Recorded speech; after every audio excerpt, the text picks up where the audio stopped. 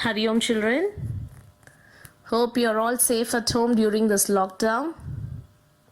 Stay safe, stay healthy. We all have spent a valuable time with our family. It has changed many of their lives. And we all know that only our prayers can change the situation. Here, I would like to start our class with prayer. So let us all close our eyes. Take deep breath. Chant Om 3 times.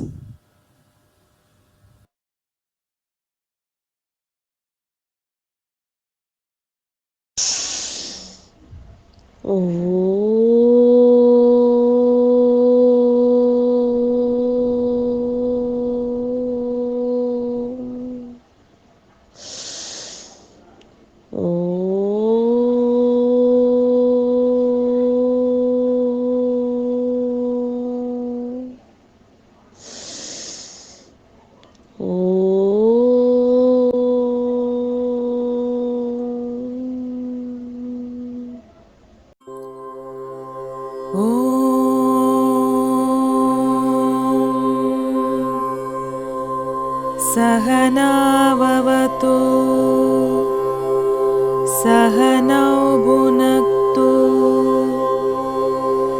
सह वीर्यङ्करवावहै तेजस्विनावधीतमस्तु मा विद्विषावहै ॐ शान्ति शान्ति शान्तिः हरि ओम श्री गुरुभ्यो नमः हरि ओम।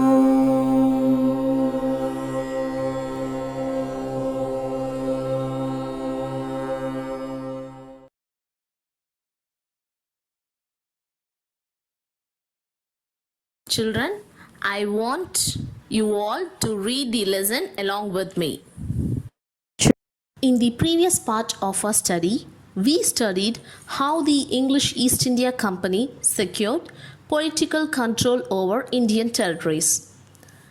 Its political architects began to feel the strain of financial liabilities. They have to bear the cost of maintaining the administrative structure, war expenses, and funds for the purchase of Indian goods for exporting to England. So the British government embarked on exploring ways to enhance income through revenue. They made different policies to collect revenue. Now we'll see Class 8, Unit 3, Rural Life and Society of the People. Land revenue system in India in the pre-British era.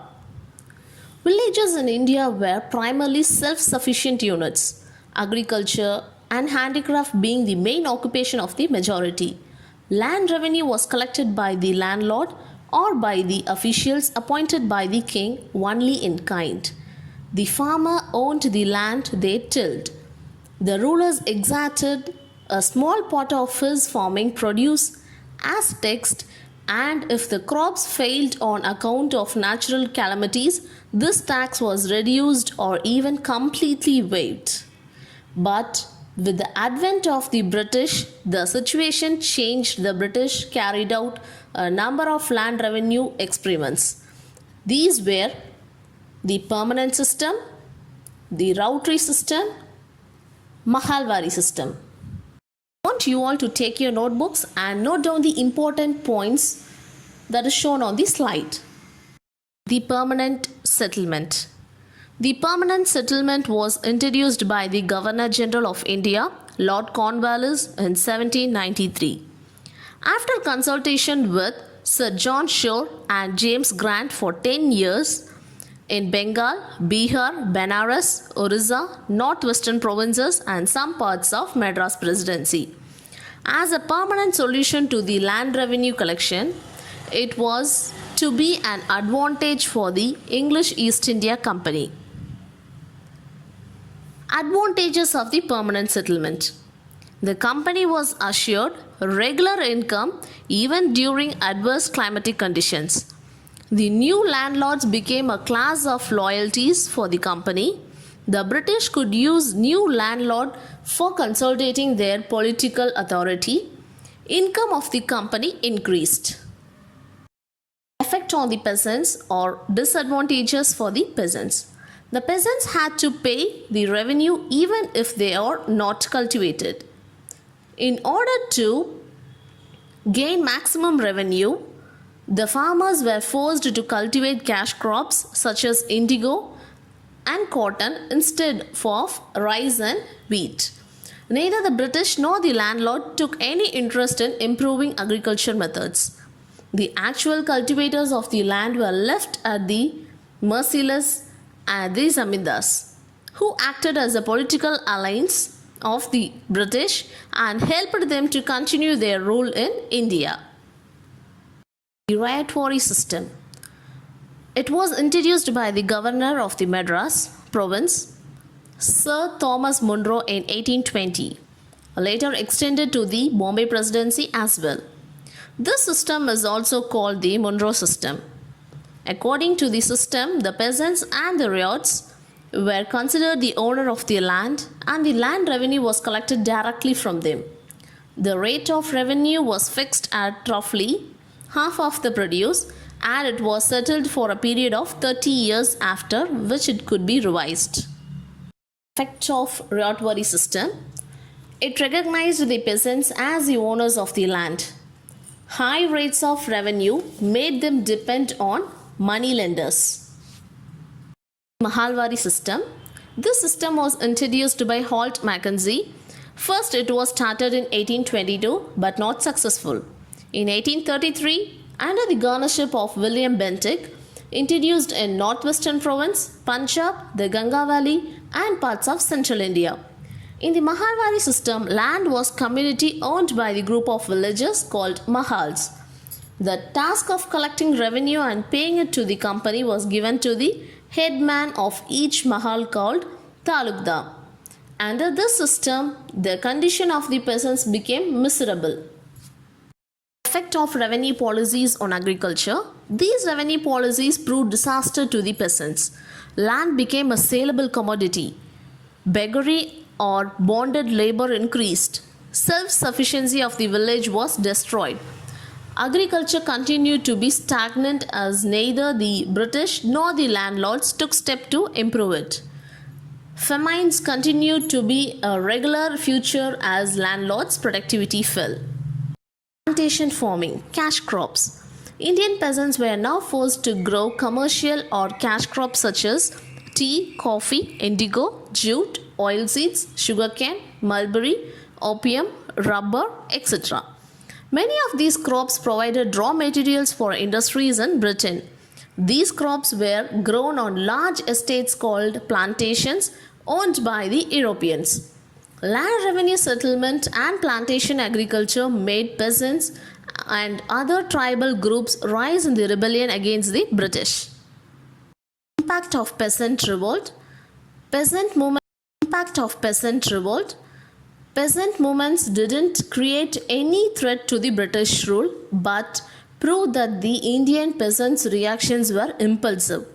Their faith, courage, heroism, and willingness to make immense sacrifices were no match against the imperialistic power. These revolts generated great awareness among the Indian agrarian classes about their rights. News of revolt and merciless handling of such revolts reached the outside world. The real intent. Eyes are continuously fixed on the smartphones, followed by some eye-grabbing shows on television.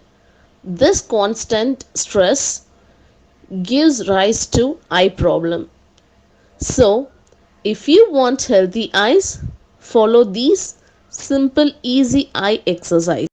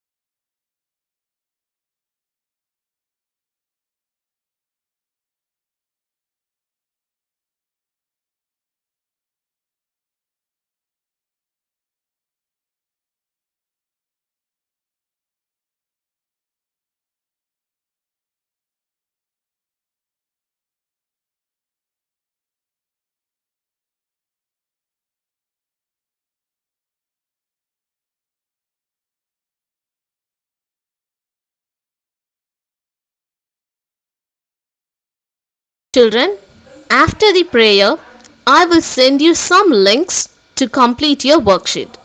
Open the link and copy down the questions and answers in your notebook and send a photocopy to me. And let's conclude the class with the prayer. Slowly close your eyes.